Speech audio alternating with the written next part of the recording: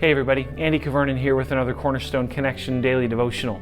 This past Sunday at Cornerstone, we talked about God's design for work, and we discovered that work is worship, that God created us to work as worship unto Him, and that happened before the fall. And so as we think about our work and whatever we do, we're called to worship God, and in that, our work has significance, regardless of where we get our paycheck from, regardless of whether or not we even get a paycheck. One of the things we said is that work is about contribution, not remuneration, not about how much money we make, but about what we bring to God and to others. Well, there's a passage today in our Bible reading plan, Acts 14, that reminds me of the significance of work, but also of the temptations that we who work face. And the reality is that work can bring out the best in us, but it can also bring out some pretty ugly things. And so I want you to notice with me what happens here, some of the temptations that Paul and Barnabas face in their missionary work and how they respond. In Acts 14, Paul and Barnabas are in a place called Iconium,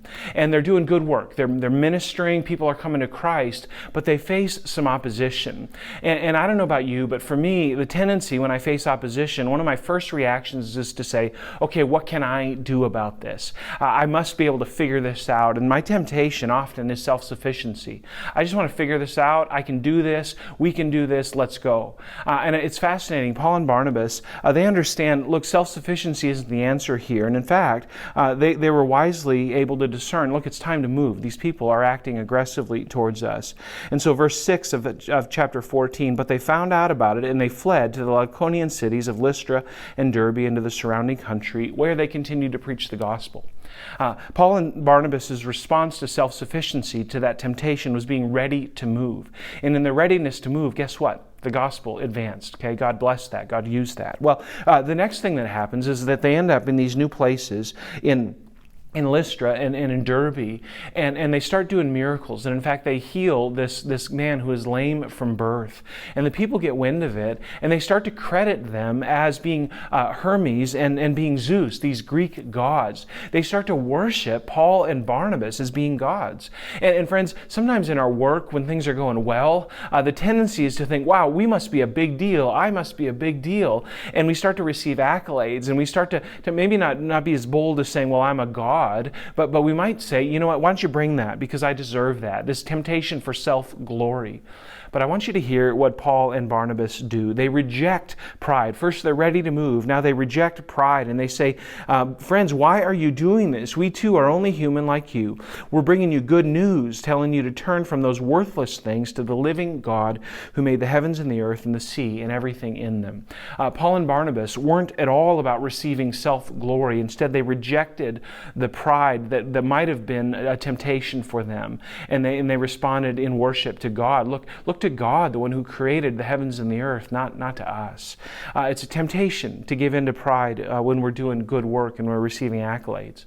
But then sometimes work doesn't go very well. It gets to be tough. It gets to be hard. People reject what we do. And so then the temptation can be to sort of say, well, what's wrong with me? To kind of loathe what's going on. Verse 19, there's an opportunity for Paul and Barnabas here.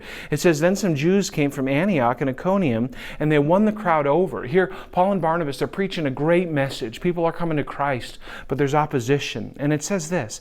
It says they stoned Paul, and they dragged him outside the city, thinking he was dead. They persecuted Paul. They beat him up. They stoned him, and they actually stoned him so brutally that they thought he was dead. But after, verse 20, the disciples had gathered around him, he got up and he went back into the city. And the next day, he and Barnabas left for Derbe. Now, I don't know about you, but if I got stoned for doing my work, even if it was something that God called me to do, I need a minute. I'd be taking some time to lick my wounds. I would probably, knowing myself, I would probably look inward and say, what did I do to screw up here? How did I mess up? Why did this happen? But Paul doesn't do that. The text gives no indication. Instead, he's willing to receive persecution, but not to stay in that persecuted state. He gets up. And that brings us to the fourth temptation. The temptation would be to sort of say, okay, I've received some bad things. I got to just take care of myself here. I got to take care of me and mine. I'm going to look inward. God, I did this for you. You let me be stoned. So there, you had your chance. I'm all about me now. So God, thank you very much. I'm going to focus on myself. But that's not what Paul does. It says, verse 20, again, after the disciples had gathered around him, he got up and he went back into the city. And the next day, he and Barnabas left for Derbe. And then verse 21, they preached the gospel in that city and they won a large number of disciples. Paul and Barnabas responded to the temptation to be self-focused with a resolve to mission. Friends, let me ask you today, are you like Paul and Barnabas? Are you ready to move when it becomes apparent that it's time? Are you willing to reject pride? Friends, are you willing to say, no, it's not about me, it's about God? Are you willing to receive persecution? We recognize that there are times when it's going to be difficult. Are we willing to receive that and then to remain resolved to mission? Friends, that's the example that Paul and Barnabas set in their work.